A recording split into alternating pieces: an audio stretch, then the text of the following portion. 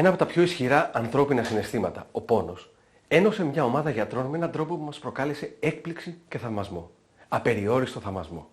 Στις δύσκολες σημερινές συνθήκες και στην κατάσταση στην οποία έχουν να αντιμετωπίσουν γιατροί και ασθενείς εντός του Εθνικού Συστήματος Υγείας, μια ομάδα θεραπευτών προσφέρουν εθελοντικά φροντίδα και ανακούφιση στο ειδικό ιατρείο του Αρετέιου Νοσοκομείου στην Αθήνα.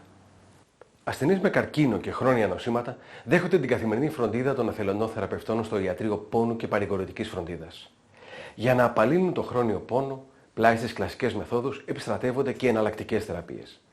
Η Μαριλένα Βασιλάκη γνώρισε μια υπέροχη ομάδα ανθρώπων και επιστημόνων που προσφέρουν σεβασμό και ανθρωπιά εκεί που δεν υπάρχει πλέον θεραπεία.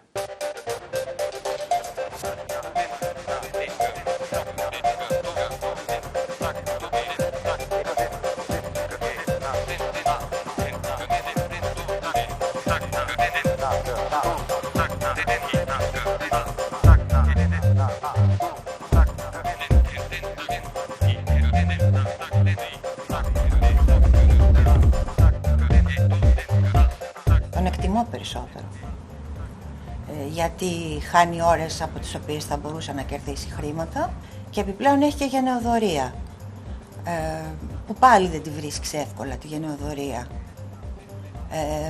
Αισθάνομαι ότι τους οφείλω πολύ περισσότερο από όσο θα ήταν η αμοιβή τους σε ελεύθερο ιατρείο και παραπάνω. Είναι τελείως διαφορετικό να προσφέρεις τις υπηρεσίες σου και να αμείβεσαι πολύ λίγο και είναι τελείως διαφορετικό πράγμα να προσφέρεις τις υπηρεσίες σου εθελοντικά και να γεμίζει η ψυχή σου. Κάπως έτσι δηλαδή έχω δει την παρουσία μου εδώ. Έχω την ευκαιρία βέβαια να βλέπω περιστατικά σπάνια. Με χαροποιεί πάρα πολύ το γεγονός ότι άνθρωποι βρίσκουν πραγματικά και γιατριά αλλά και ψυχική γαλήνη από ανθρώπους που πραγματικά δεν έχουν κανένα απολύτως κέρδος και όφελος από την όλη διαδικασία. Βρέθηκα στις αρχές του Σεπτέμβρη στο ιατρείο πόνου προκειμένου να βρω μια λύση για τις κεφαλαλγίες που με ταλαιπωρούσαν πάρα πολλά χρόνια από την εφηβεία και γνώρισα τους εθελοντές του ΣΙΑΤΣΟΥ έπειτα από προτροπή της γιατρού που με παρακολούθησε εδώ στο Αρετέιο. Με εξέπληξε διότι δεν το έχουμε συνηθίσει στην Ελλάδα τον εθελοντισμό και σε όσους γνωστούς και φίλους το είπα και το πρότεινα γιατί πραγματικά έχω δει μεγάλη βελτίωση στην υγεία μου και εκείνοι δεν το πίστευαν ότι είναι εθελοντική όλη αυτή η δουλειά.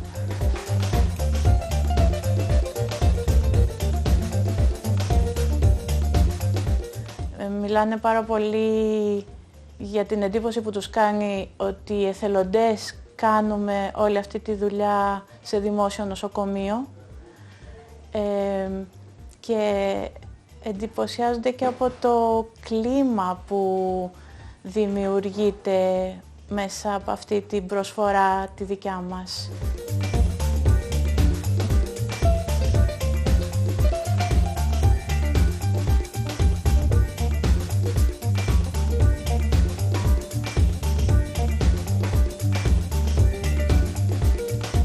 Το Κέντρο Πόνου και Παρηγορητικής Αγωγής του Αρετείου Νοσοκομείου λειτουργεί στα πλαίσια της πρώτης αναισθησιολογικής πανεπιστημιακής κλινικής από το 1988. Βρισκόμαστε εδώ δηλαδή σχεδόν 25 χρόνια.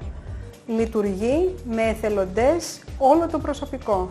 Και οι γιατροί και οι νοσηλευτές και οι θεραπευτές που κάνουν εναλλακτικές τεχνικές θεραπείας πόνου όπως είναι το ΣΙΑΤΣΟΥ, ο βελονισμός, η ρεφλεξολογία λειτουργούν με τον εθελοντισμό έτσι ώστε οι ασθενείς που έχουν χρόνιο πόνο είτε καλοήθη είτε κακοήθη να μπορούν να βρούνε, ειλικρινά το λέω, μια πόρτα ανοιχτή.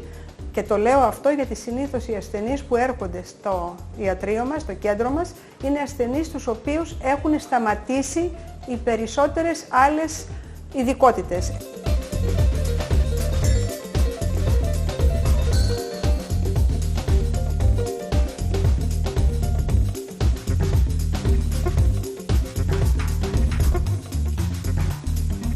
Οι άνθρωποι εδώ πέρα με υποδεχτήκανε μέσα στον τρελό πόνο όταν ήρθα, με μια τεράστια αγκαλιά φιλίας πρώτα-πρώτα, αγάπη στον συνάνθρωπο και λόγω του ότι είμαι και εγώ εθελοντής, εκτίμησα φοβερά που έρχονται παρατάνε τις δουλειές τους, και είναι φίλος και αγκαλιάζουν τον κάθε ασθενή εθελοντικά.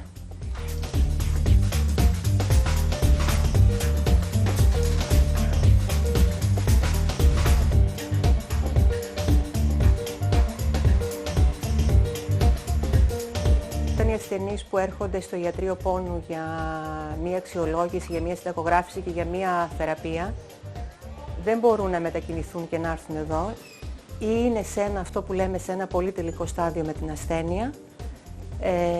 Έχει φτιαχτεί μια ομάδα η οποία τους επισκέπτεται στο σπίτι. Το κέρδος για μένα είναι μεγαλύτερο από την προσφορά που έχω δώσει και δεν το λέω αυτό με έναν μισοφιλάνθρωπο, μισοεθελοντικό πνεύμα. Το εννοώ αυτό το πράγμα. Τους πρώτους 6 μήνες ήρθα εδώ μέσα από το σωματείο μου, το Σώμα Ελλήνων Ριφλεξολόγων, εκπαιδευτικά και στη συνέχεια παρέμεινα γιατί το team των γιατρών και όλων των συναδέλφων με τον οποίο συνεργάζομαι εδώ μου δίνει καθημερινή τροφή και εξάσκηση πάνω στην ειδικότητά μου. Είναι τρομερό να βλέπεις τι γίνεται εδώ πέρα, τι ισχύει και πώς όλοι τελικά συνεργαζόμαστε μεταξύ μας. Υπάρχει ροή και όλοι είναι καλοπροαίρετοι. Είναι ο λόγος που παραμένω και νομίζω θα μείνω για όσο μπορώ και θα το κάνω.